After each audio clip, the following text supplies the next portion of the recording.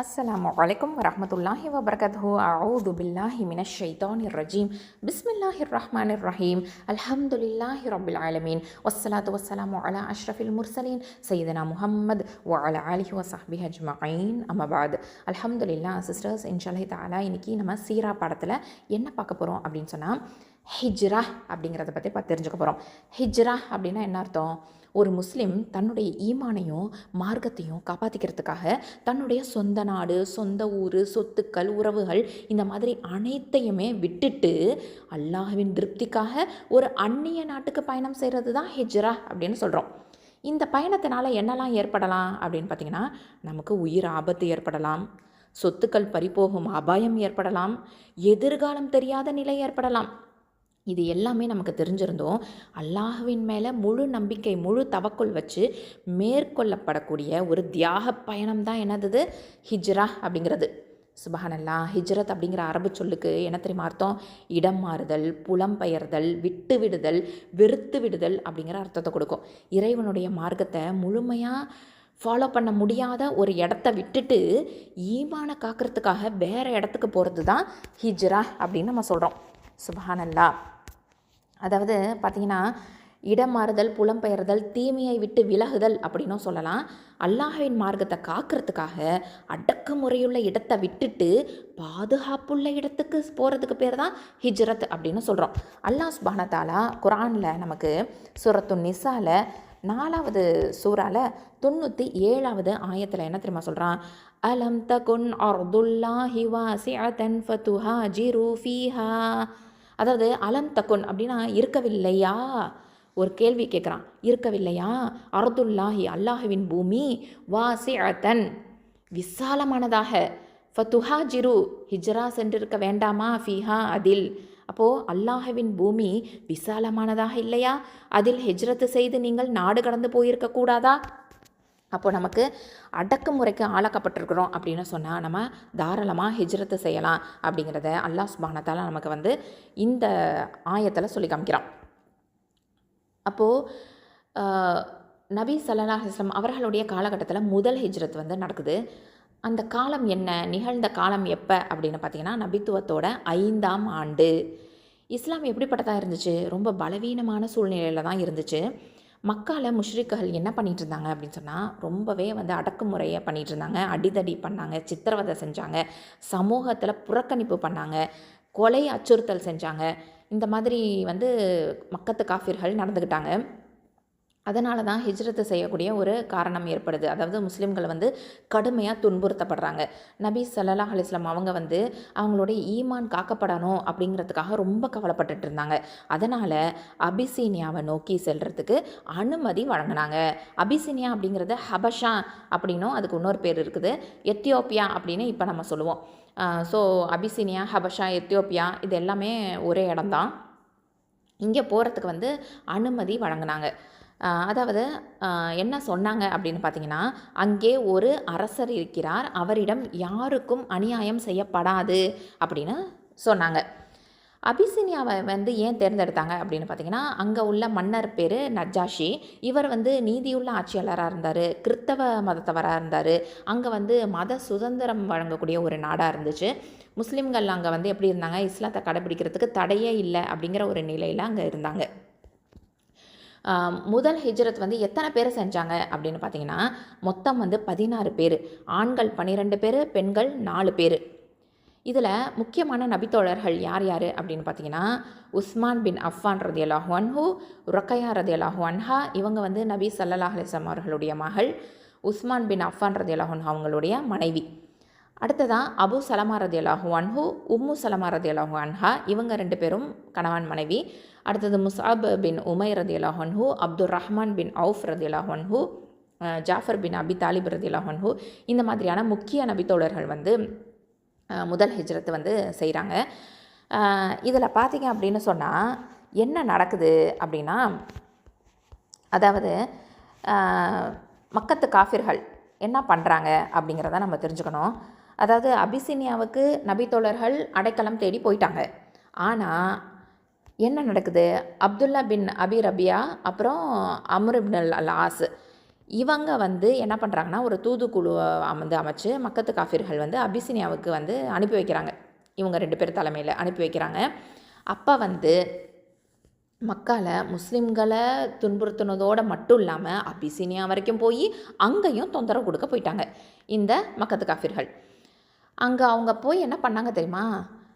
சில அதிகாரிகளுக்கு காணிக்கைகளை கொடுத்தாங்க. முன்கூட்டியே சரி கட்டி வச்சுட்டாங்க. அதாவது மன்னர்கிட்ட பேசும்போது இந்த காணிக்கைகள் வாங்கிக்கிட்டாங்க இல்லையா அந்த அதிகாரிகள், அவங்க எல்லாமே வந்து இவங்களுக்கு மக்கத்து காஃபிர்களுக்கு சாதகமாக பேசணும் அப்படிங்கிறதுக்காக தான் இந்த ஒரு திட்டம் போட்டாங்க. திட்டம் போட்டபடியே வந்து என்ன நடந்துச்சுன்னா, மக்கத்து காஃபிர்கள் வந்து அந்த அதிகாரிகளுக்கு காணிக்கைகள்லாம் கொடுத்துட்டு அரசவையில் கோரிக்கைகள் வைக்கும்போது இவங்களுக்கு ஆதரவாக பேசணும் அப்படின்னும் சொல்லிட்டாங்க. அதுக்கப்புறம் அரசர்கிட்ட போய் பேசுகிறாங்க. மன்னரே, எங்களோட ஊர்லேருந்து சில முட்டாள் சிறுவர்கள் வந்திருக்கிறாங்க.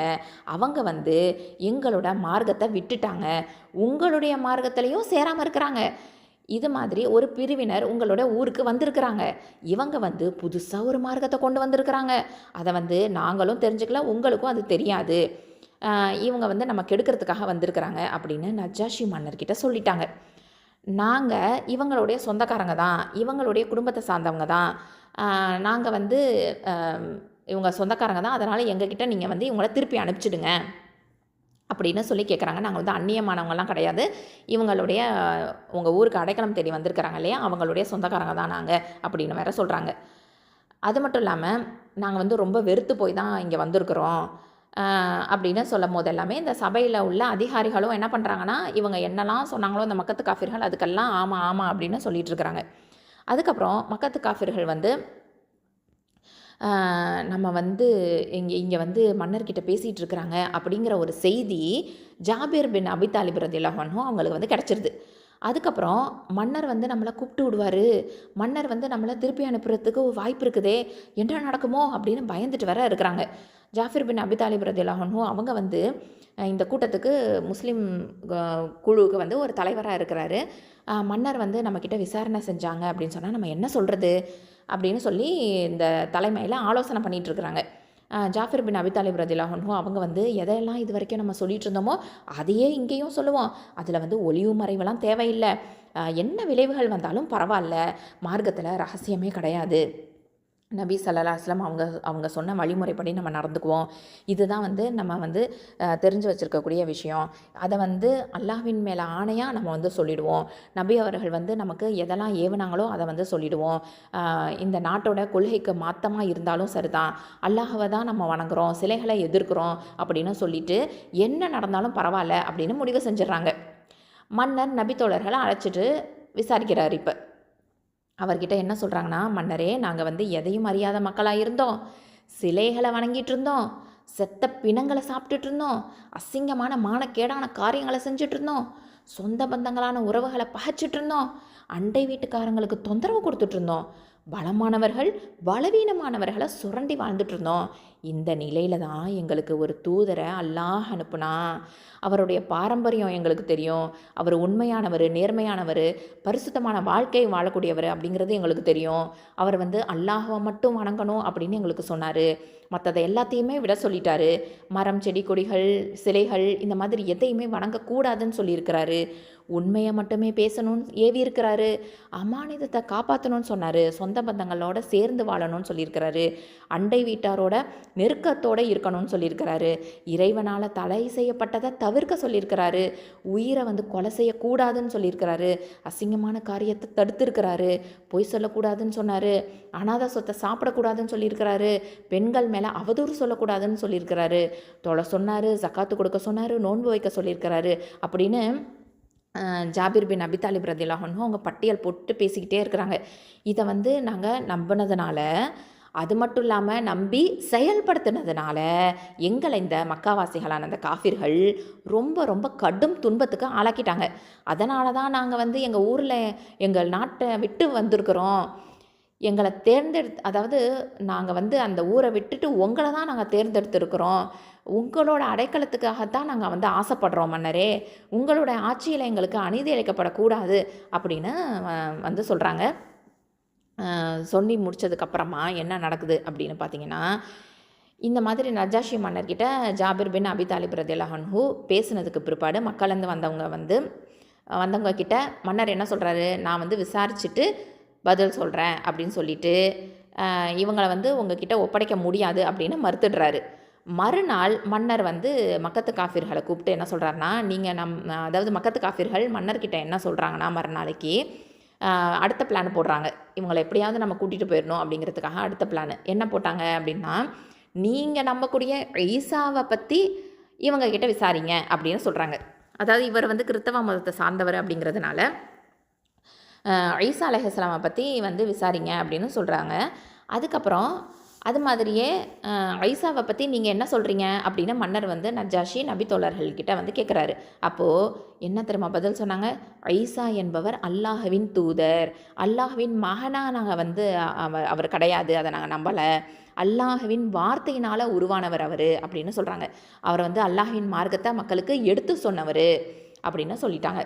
உடனே நஜாஷி மன்னர் வந்து, உங்கள் நபி முகமதுக்கு இறைவன்கிட்டேருந்து வேதம் வருவதா சொன்னீங்களே, அதை வாசிச்சு காமிங்க அப்படின்னு சொன்னார். ஜாஃபர் பின் அபி தாலிப் ரலியல்லாஹு அன்ஹு அவங்க வந்து சுப்ஹானல்லாஹ் சூரா மரியம் 19வது சூறாவை அத்தியாயத்தை ஓதி காமிக்கிறாங்க. அதை கேட்டதுமே மன்னர் நஜாஷி அவங்களுடைய கண்கள்லேருந்து கண்ணீர் வழிந்தோடுது. இது மூசா நபிக்கு யாரிடமிருந்து வந்ததோ அவரிடமிருந்தே இவருக்கும் வந்ததை போன்றுள்ளது அப்படின்னு சொன்னார். அது மட்டும் இல்லாமல், நீங்கள் வந்து எங்களுடைய நாட்டில் அடைக்கலம் பெற்றுட்டீங்க, உங்களுடைய மார்க்கத்தின் பிரகாரம் இங்கே வந்து நீங்கள் நடந்துக்கலாம் அப்படின்னு அனுமதியும் கொடுத்துட்டாரு. சுப்ஹானல்லாஹ். இந்த சம்பவம் தான் நஜாஷி மன்னர் வந்து இஸ்லாத்தை ஏற்றுக்கிட்டதுனால ஒரு அடிப்படையாகவும் இது இருக்குது அப்படின்னு சொல்லப்படுது. பிற்காலத்தில் நஜாஷி மன்னர் இறந்தப்போ நபிகள் நாயகம் ஸல்லல்லாஹு அலைஹி வஸல்லம் அவர்கள் அவருக்காக காயிபு ஜனாசா தொழுகை நடத்தியதுக்கு ஒரு காரணமாகவும் இது இருக்குது. அதாவது புகாரி கிதாபில் பதியப்பட்ட செய்தி, அபிசீனியா மன்னர் நஜாஷி இறந்த செய்தியை நபிகள் நாயகம் ஸல்லல்லாஹு அலைஹி வஸல்லம் அறிவித்த போது, உங்கள் சகோதரருக்காக பாவ மன்னிப்பு தேடுங்கள் அப்படின்னு சொல்லியிருக்கிறாங்க. சுப்ஹானல்லாஹ். அப்போது இந்த குறைஷிகளோட சதியை பற்றி தெரிஞ்சுக்கிட்டோம். குறைஷிகள் வந்து அம்ர் இப்னு ஆஸ், அப்புறம் அப்துல்லா பின் ரபியா இவங்க வந்து அனுப்பப்பட்டாங்க இல்லையா. அப்போ மன்னர் நஜாஷி கிட்ட என்ன சொன்னாங்க, பரிசு பொருட்கள் கொண்டுட்டு போனாங்க, முஸ்லீம்களை ஒப்படைக்கணும்னு கோரிக்கை வச்சாங்க. அதுக்கப்புறம் மன்னர் முன்னிலையில் ஜாஃபர் பின் அபி தாலிப் ரலியல்லாஹு அன்ஹு அவங்க உரை நிகழ்த்துறாங்க. இஸ்லாத்தில் முன்னாடி உள்ள நிலையை பற்றி சொன்னாங்க, இஸ்லாம் கொண்டு வந்த மாற்றத்தை பற்றி சொன்னாங்க. அப்புறம் சூரா மரியம் வசனங்களை ஓதி காமிச்சாங்க. இதை கேட்ட உடனே மன்னர் நஜாஷி என்ன சொன்னார், அவருடைய கண்களில் கண்ணீர் வந்துச்சு. அவர் வந்து ஈசா அலைஹிஸ்ஸலாம் மூசா அலைஹிஸ்ஸலாம் கொண்டு வந்த உண்மையோட ஒரே மூலத்திலேருந்து வந்தது அப்படின்னு சொன்னார். அதுக்கப்புறம் அவங்க தீர்ப்பு வழங்கினார். என்ன தீர்ப்பு கொடுத்தாரு, முஸ்லீம்களை ஒப்படைக்க மறுத்துட்டார், பாதுகாப்பும் வழங்கினார், பரிசுகளையும் திருப்பி அனுப்பிட்டார். இதுதான் வந்து முதல் ஹிஜ்ரத்து நடந்த ஒரு சம்பவமாக இருக்குது. அதாவது இஸ்லாத்தில் முதல் அரசியல் பாதுகாப்பு அப்படின்னா இந்த முதல் ஹிஜ்ரத்து தான் சொல்லலாம். மத சுதந்திரத்தோட முதல் வெற்றியாகவும் இது இருந்துச்சு. இஸ்லாம் அப்படிங்கிறது மக்காவுக்கு வெளியேயும் நிலை பெற்றுச்சு அப்படிங்கிறத நம்ம பார்க்க முடியுது. சுப்ஹானல்லாஹ். இந்த முதல் ஹிஜ்ரத்துலேருந்து நமக்கு கிடைக்கக்கூடிய படிப்பினைகள் அப்படின்னு பார்த்திங்கன்னா, அல்லாஹ்வுக்காக இடம் துறப்பது, புலம்பெயர்வது அப்படிங்கிறது வந்து உயரிய இபாதத்தாக வந்து இருக்குது. அது மட்டும் இல்லாமல் நீதிமான் வந்து முஸ்லீம் அல்லாதவராக இருந்தாலும் நம்ம நம்பலாம் அப்படிங்கிறதும் நமக்கு தெரியுது. அது மட்டும் இல்லை, ஈமானை பாதுகாக்கிறது தான் முதன்மையானது அப்படிங்கிறதும் நம்ம தெரிஞ்சுக்கிறோம். அப்புறம் துன்பம் வந்தால் ஹிஜ்ரத்து ஒரு தீர்வு தான் அப்படிங்கிறதையும் அல்ஹம்துலில்லாஹ் நம்ம தெரிஞ்சுக்கிறோம். ஏன்னா அல்லாஹ் சுப்ஹானஹு வ தஆலா சூரத்து நிசால 100வது ஆயத்தில் நமக்கு என்ன தெரியுமா சொல்லி காமிக்கிறான், அதாவது வமை யுஹாஜிர் ஃபீ சபீலில்லாஹி யஜித் ஃபில் அர்தி முராகமன் கசீரம் வ சஅதன் அப்படின்னு சொல்கிறான். அப்படின்னா என்ன அர்த்தம், வமை யுஹாஜிர், அதாவது வமன் அப்படின்னா எவர், யுஹாஜிர் ஹிஜ்ரா செல்கிறார், ஃபீ சபீலில்லாஹி அல்லாஹுடைய பாதையில், யஜித் பெறுவார், எங்கே பெறுவார், ஃபில் அர்தி பூமியில் பெறுவார், என்னன்னா முராகமன் அடைக்கலங்களை, கசீரன் பல, வசஅத்தன் இன்னும் வசதியை. அப்போது இன்னும் எவர் அல்லாஹ்வின் பாதையில் நாடு கடந்து செல்கிறாரோ அவர் பூமியில் ஏராளமான புகலிடங்களையும் விசாலமான வசதிகளையும் காண்பார். சுப்ஹானல்லாஹ். ஸோ அந்த மாதிரி அல்லாஹ் சுப்ஹானஹு வ தஆலா நமக்கு சொல்லி காமிக்கிறான். அப்போது நம்ம வந்து துன்பம் வந்தால் ஹிஜ்ரத் ஒரு தீர்வு அப்படிங்கிறதையும் அல்ஹம்துலில்லாஹ் நம்ம தெரிஞ்சுக்கிறோம். சுப்ஹானக அல்லாஹும்ம வ பிஹம்திக அஷ்ஹது அல்லா இலாஹா இல்லா அன்த அஸ்தக்ஃபிருக வ அத்தூபு இலைக்.